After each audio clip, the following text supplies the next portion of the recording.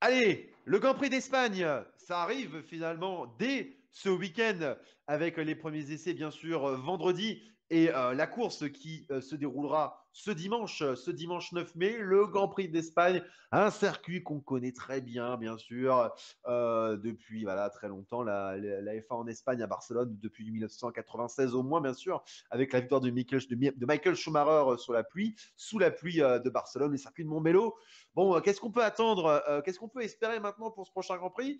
Est-ce que vous avez peur de cette course où le circuit n'est pas le plus excitant de la saison, Bastien?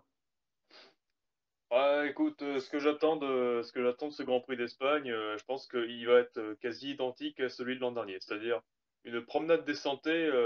Alors peut-être pas forcément pour la Mercedes, mais pour celui qui partira en pole position. Voilà. Ah, tu Ça, c'est- penses l'an dernier, c'est vrai qu'on se souvient que Lewis Hamilton a remporté assez facilement une victoire au Grand Prix d'Espagne. Est-ce que c'était lui qui avait réservé? Oui, c'était lui qui avait pris la pole position. ouais. Thibaut, t'es un peu sur cet effet aussi, balade de santé. T'as peur de ça? Pourtant, on a Mercedes et Red Bull qui peuvent s'affronter. T'as peur d'une balade de santé pour même le Mercedes? Bah, sauf si les deux Mercedes se mettent au gravier Les deux Mercedes! Pardon. dans le Excuse-moi. virage 4. J'ai bien fait pour toi. Oui, effectivement, je pense que le Grand Prix va possiblement être morose, hein.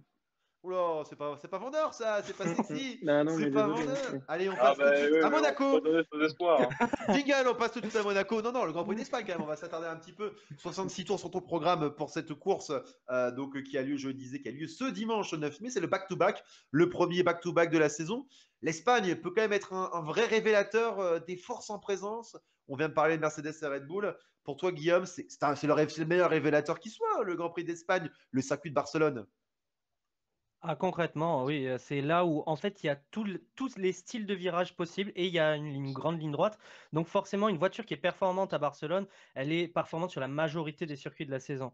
Mais moi, je suis un peu plus optimiste. Je pense que les premiers tours, en tout cas, après ça risque d'être une possession, mais les premiers tours risquent d'être très intéressants parce que ça fait longtemps qu'on n'a pas eu une bagarre à Barcelone. Et la dernière bagarre qu'on a eue à Barcelone, c'est Hamilton-Vettel. Je ne sais pas si vous vous rappelez, mais Oui, Hamilton et Vettel qui se poussent 2017. ouais, en 2017. Et je pense qu'on en est arrivé à ce stade-là, c'est-à-dire que Red Bull est quand même proche de Mercedes et on connaît Verstappen, il va pas se laisser faire, surtout en début de course. Un accrochage carrément, les amis. Non, non, mais est-ce que c'est un circuit plus étroit? Mercedes, Red Bull, ouais, ça peut se titiller encore. Ça peut aller se titiller Mercedes et Red Bull sur le circuit de Montmelo, à côté de Barcelone, Thibaut. Ça peut, franchement, enfin, moi de mon côté, j'ai du mal à envisager cette Oula. course. Ouais, je retiens que de mauvais souvenirs de cette course-là, donc Ah bon? Elle ah t'a ouais, martyrisé cette course? ouais, Pourquoi Thibaut? peu de spectacle, Oh quasiment là pas là. de dépassement. Bon.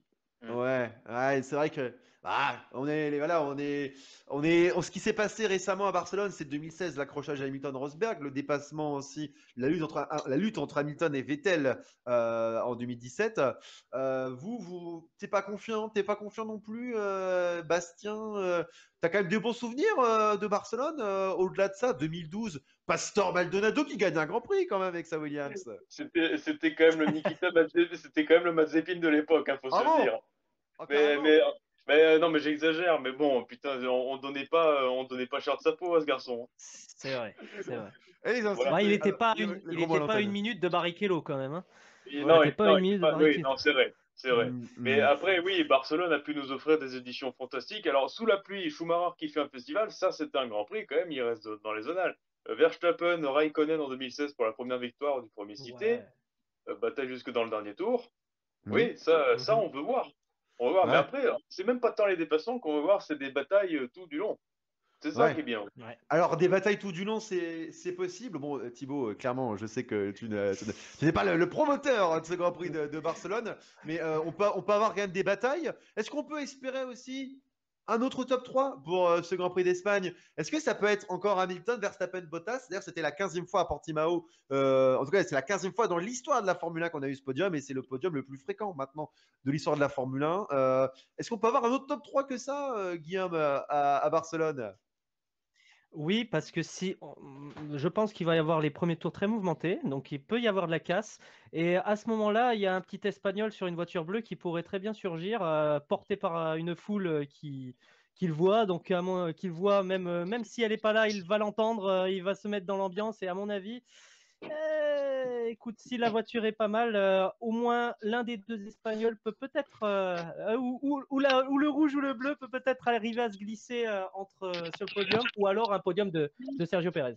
Actu F2 qui est toujours là, qui est le Warrior ce soir pour ce live, qui parle de la victoire d'Alonso en 2013.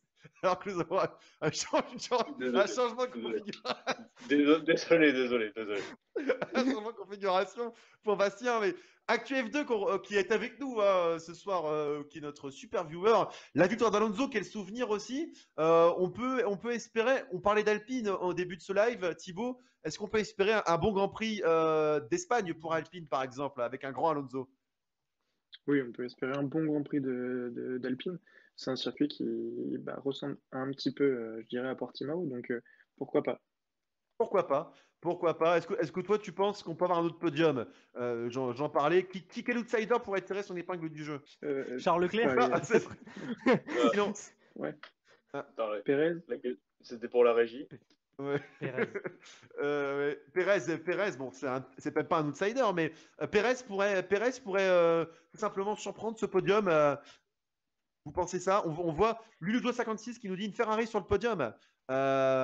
Aussi, Oui. c'est possible? C'est possible, Bastien? Ah, c'est tout à fait possible, hein. Leclerc pourrait tirer les marrons du feu. Mais alors, je l'avais pronostiqué, enfin, j'avais envie, quelque part, de le pronostiquer pour ce Grand Prix du Portugal, mais je me dis, à un moment, Verstappen-Hamilton, ça va finir par aller au contact. Ouais. Ah, donc, des Barcelone, c'est configuration, cette piste plus étroite, mais toi, tu penses qu'on. Après, Bastien, je crois que tu nous as déjà dit ça au Portugal, donc t'attends qu'une Oui, chose, c'est l'accrochage. c'est ce que j'ai précisé tout à l'heure. J'ai dit, je l'avais pronostiqué pour le Portugal, Ouais, mais je maintiens qu'au au bout d'un moment, tôt ou tard, ça ouais. finira par aller au contact, hein. Donc La- si ça arrive à Barcelone, les outsiders, ils vont être très nombreux. Très L'accrochage, nombreux. ah oui, oui, bah oui, on peut, oui, c'est ça, ça pourrait émerger finalement. Tu espères peut-être, bon, peut-être espérer, le mot est fort, mais tu Non, penses qu'il peut se passer non. quelque chose. Mais en tout cas, l'an dernier, je le rappelle, Hamilton qui s'est imposé facile devant Max Verstappen et Valtteri Bottas, donc le même podium que finalement à Portimao ce dimanche pour ce débrief du Grand Prix du Portugal qui se termine. Bon, votre pronostic, les amis, les pronostics pour conclure cette partie, preview du Grand Prix d'Espagne, donc 66 tours au programme, 51e édition du Grand Prix d'Espagne et départ à 15h ce dimanche.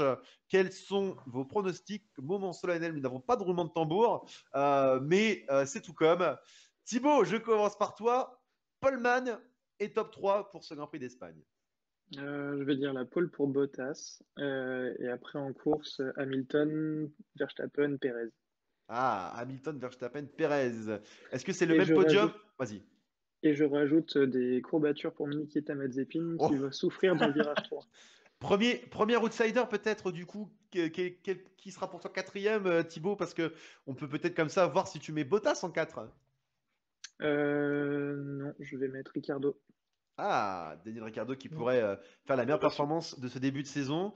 Bastien, quel est ton poleman, ton top 3 de ce Grand Prix d'Espagne? Alors, mon poleman, c'est Verstappen. Et mon top 3, il sera le suivant, ce sera Hamilton, Verstappen, Perez comme Thibaut. Et mon outsider, Ouais, Leclerc. Leclerc quatrième, en tout cas qui pourrait sauter sur l'occasion s'il se passe quelque chose. Oui. Chez les gros. Guillaume, on a un podium donc un peu similaire. Qu'est-ce que tu vois toi entre le poleman, top 3 et outsider pour ce Grand Prix d'Espagne? Alors, en pole position, je mise sur la centième de Hamilton. Ah oui, Et voilà. Et allez, je vais dire Hamilton. Allez, mouillons-nous. Hamilton, Perez, Sainz. Accrochage Verstappen, Oh, Bottas. Voilà la grosse gourmand. cote. La grosse cote. Oui, il faut être joueur, il faut être un peu flambeur. Tu as bien raison, Guillaume. C'est vrai. On Ah, sent. investi, essoufflé aussi parce qu'il met beaucoup de sa personne pour aller chercher ses victoires. Et c'est vrai, comme tu dis, voilà, c'est peut-être voilà, l'apogée de sa carrière et ce chiffre aussi qui pourrait arriver de cette centième pole qui peut donc tomber dès ce week-end, dès ce samedi 8 mai sur le circuit de Montmeló, donc près de Barcelone. Je voulais finir par aussi quelle place pour Nikita Mazepin, dernier classé encore dernier classé, oui ou non Thibaut, est-ce que Mazepin sera dernier classé? Même pas classé. Allez. Ouais, Bon, ouais. allez. Guillaume, dernier classé ou pas Mazepin? Pareil que Thibaut, je pense qu'il va abandonner. Oh là là là là là là. Bastien, est-ce qu'il peut être dernier classé ou mieux, enfin mieux que dernier classé Mazepin? Oh, cette question. Non, il termine la course à 4 tours d'Hamilton. Allez, aux 4 tours. Romain, un pronostic pour la performance de Mazepin? Ouais, ouais. Non, non, non. Donc, Romain n'a pas activé son micro, mais Romain, peut-être tu peux nous souffler, et je le dirai à AQF2 qui reste avec nous, et nos derniers viewers. Est-ce que Romain, tu penses que Mazepin va être. Donc, du coup, tu peux nous souffler, hein, tu peux nous souffler la réponse, et je la. C'est bon, Romain, est-ce que. Vas-y. Dernier classé ou pas?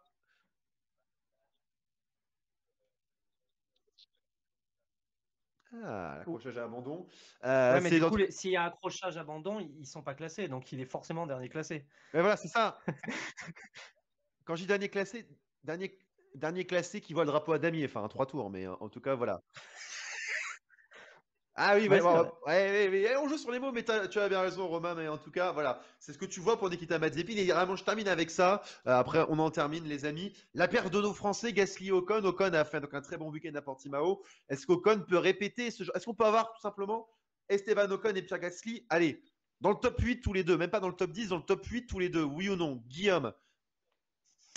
En fait, ça va être très révélateur de savoir si AlphaTauri a trouvé des solutions pour regagner de la performance. Donc, je suis plus confiant pour Ocon. Je pense que, comme on l'a dit, c'est un tracé qui ressemble à Portimao. Donc, je suis assez confiant pour Ocon. Historiquement, il a toujours été plutôt rapide à Barcelone. Donc, Ocon, je suis assez confiant.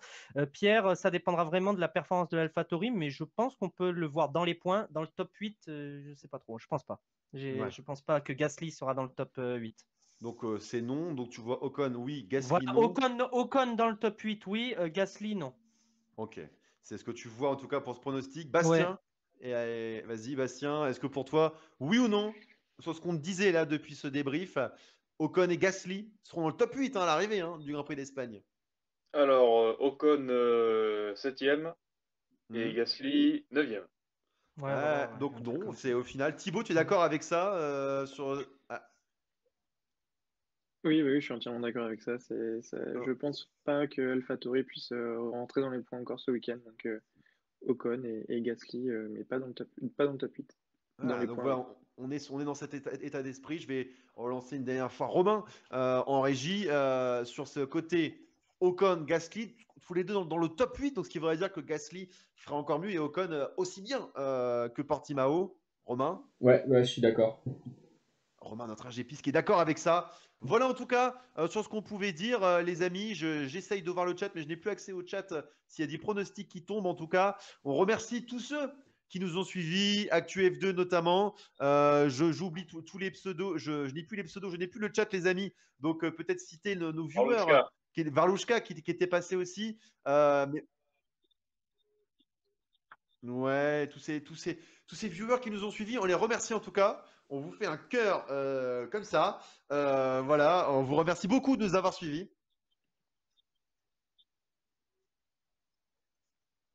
Voilà, tous ceux qui nous ont suivis pour ce live, ce Twitch, live Twitch de ce Grand Prix du Portugal, donc bien sûr remporté par Lewis Hamilton devant Max Verstappen et Valtteri Bottas. Le classement top 10, Sergio Perez, Lando Norris, Charles Leclerc, Esteban Ocon, Fernando Alonso, Daniel Ricciardo et Pierre Gasly. Nikita Mazepin, dernier 19e, c'est important de le rappeler, mais bon là on s'acharne. Vous verrez qu'il va sortir une grosse performance à Barcelone.